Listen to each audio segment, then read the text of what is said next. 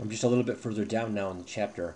It goes on in learning objective 2 to discuss what happens if property and services are transferred to the corporation in exchange for stock in the corporation.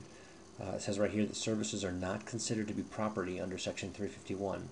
All right, basically, they're saying if you're performing services, you're essentially earning your percentage share in the corporation. So that's just like wages. You're earning something of value by the work you're going to perform. That's what employees do, and they get paid for it. So you're not considered as transferring property. Instead, you're simply going to have to recognize compensation or wages income to the extent you receive value, or to the extent of the value in the stock you receive.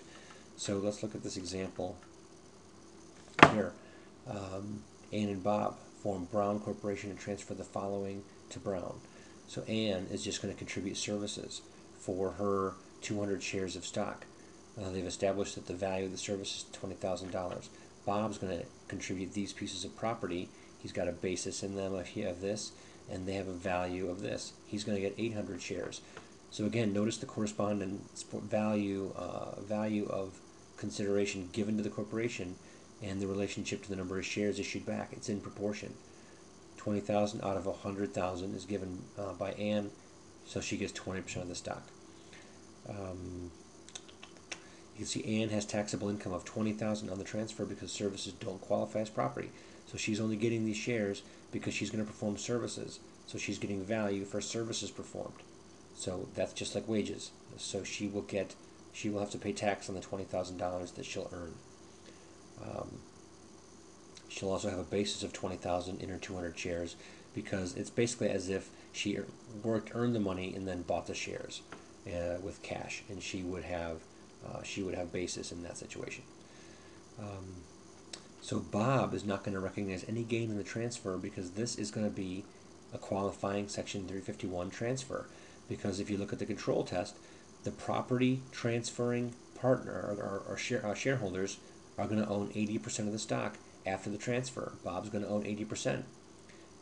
So that means he will not have to recognize any of the gain that he's got built into these assets. If this would have been 250 and 750, then he would have only be getting 75%. So this would not qualify. This would bust the Section 351 transaction, and it would make him treat these assets as having been sold to the corporation. So he would have all this gain to recognize and pay tax on. So that's how the 80% control test comes into play.